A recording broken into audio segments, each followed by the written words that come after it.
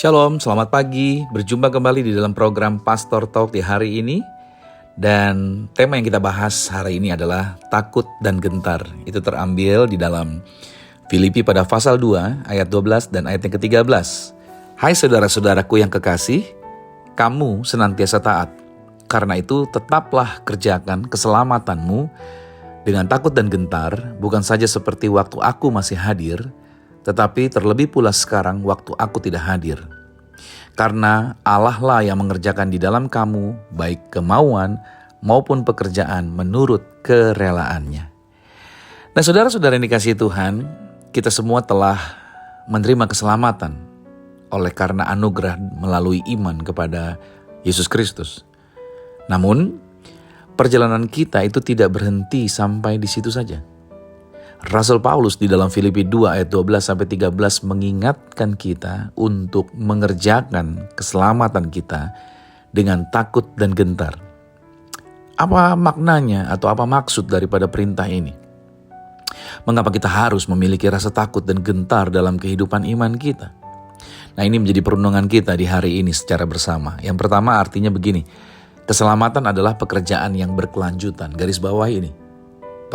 Keselamatan itu adalah pekerjaan yang berkelanjutan. Tidak stop sampai diselamatnya saja. Nah, Rasul Paulus berkata, kerjakanlah keselamatanmu dengan takut dan gentar. Ini bukan berarti kita diselamatkan oleh kuasa atau kemampuan kita. Karena keselamatan itu adalah kasih karunia Tuhan. Anda bisa baca di dalam Efesus 2 pada ayat 8 sampai dengan 9. Namun, setelah kita diselamatkan, kita harus hidup di dalam ketaatan dan mengalami pertumbuhan kerohanian. Nah, keselamatan itu bukan hanya satu titik di dalam kehidupan kita, tetapi itu proses pendewasaan yang kontinu atau terus berkelanjutan. Kenapa? Karena iman tanpa perbuatan itu adalah mati. Yakobus telah menuliskan itu di dalam pasal 2 ayat 26. Bahkan Petrus menulis juga di dalam 2 Petrus 3:18 tentang Tuhan ingin bahwa untuk kita bertumbuh di dalam pengudusan. Jadi anak-anak Tuhan harus pahami baik-baik. Ketika engkau sudah menjadi percaya pada Yesus, bukan berarti engkau artinya menjadi sama tetap dalam kehidupanmu yang lama. Harus ada yang berubah dan ada yang berbeda di dalam perjalanan hidup kita. Yang kedua, takut dan gentar. Itu artinya sikap yang seharusnya itu dimiliki setiap orang yang percaya pada Yesus. Frasa takut dan gentar itu bukan berarti kita hidup di dalam ketakutan yang melumpuhkan.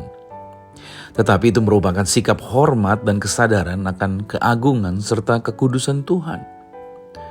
Nah, sebagai anak-anak Tuhan yang telah ditebus, kita harus memiliki rasa hormat yang dalam terhadap Tuhan dan tidak bermain-main dengan kasih karunia-Nya. Nah, dengan kata lain, kasih karunia yang Tuhan berikan itu akan atau tidak menjadi sia-sia. Yaitu takut akan Tuhan itu Amsal 9 ayat 10 berkata itu adalah permulaan hikmat. Nah, orang percaya yang takut akan Tuhan tentunya akan hidup di dalam kekudusan. Artinya mereka dengan sadar memisahkan diri mereka dari segala tawaran dosa. Haleluya. Amin. Nah, pelajaran yang ketiga itu Allah lah yang berkarya di dalam kita. Tuhan yang mengerjakan di dalam kita. Filipi 2 ayat 13 begini maksudnya, menegaskan bahwa bukan hanya kita yang bekerja melakukan itu, berusaha, tetapi Tuhan sendiri yang bekerja di dalam kita. Artinya Tuhan tidak membiarkan kita sendiri yang mengerjakan keselamatan tersebut, melainkan Dia memberi kita kemampuan untuk taat dan mau melakukan kehendak-Nya. Nah, kita ini tidak berjalan sendiri, tetapi Roh Kudus penolong kita. Di sini kita artinya mau bekerja sama dengan Roh Kudus. Ingat baik, engkau bukan robot. Anda punya pilihan bebas. Nah, di sini yang diminta adalah mau nggak kita kerja sama dengan Roh Kudus untuk memampukan kita hidup di dalam penghormatan akan Tuhan. Anda bisa lihat di dalam Yohanes 14 ayat 26 ada Roh Tuhan yang mau bekerja di dalam diri kita. Lalu Tuhan memberikan kekuatan bagi orang-orang yang bersandar kepada Tuhan. Ya, kalau kita gak pernah bersandar sama Tuhan, kita mengandalkan teman-teman kita, komunitas kita kumpul dengan orang-orang yang keliru ya. Bagaimana mungkin kita bisa hidup di dalam takut dan gentar dalam penghormatan akan Tuhan. Yesaya 40:31 berkata tadi, ada kekuatan buat orang-orang yang bersandar sama Tuhan. Lalu pelajaran yang keempat, saudara, yaitu menerapkan dalam kehidupan sehari-hari. Ini dia.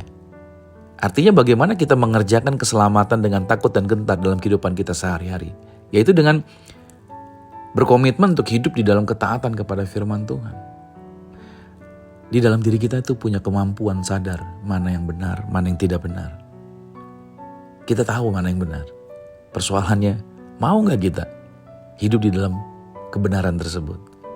Coba yang berikutnya lagi menerapkan dalam kehidupan sehari-hari adalah melatih diri kita untuk menjauhi dosa. Gak ada orang yang langsung expert, semuanya perlu latihan. Tetapi kalau tidak pernah mau memulai untuk melatih, bagaimana mungkin kita bisa menerapkannya dalam kehidupan kita sehari-hari? Latihlah diri kita untuk menjauhi dosa dan tidak menyalahgunakan kasih karunia. Saya sangat sedih, miris kalau lihat orang yang ngajar kasih karunia. Tapi mereka hidup dengan orang dunia beda-beda tipis. Apa yang berubah gitu loh saudara? Yang berubah cuma mereka gak takut lagi. Oh gak ada tertuduh lagi. Tapi mereka santai dengan kehidupan yang cemar. Seolah-olah mereka cari penyesuaian dengan orang-orang dunia. Seperti itu. Wow, ini kan sebuah sikap yang tidak mencerminkan kebenaran ya. Berarti buat saya ini menyalahgunakan kasih karunia hanya untuk kebebasan pribadi. Nah, menerapkan dalam kehidupan sehari-hari juga artinya kita memiliki sikap rendah hati. Sikap rendah hati dan teruslah bertumbuh di dalam iman. Gak bisa enggak. Kita harus melatih diri kita untuk terus bertumbuh di dalam iman. Dan kita harus terus berdoa dan bergantung pada kekuatan Roh Kudus. Engkau gak bisa jalan sendiri. Engkau gak bisa melakukannya sendiri.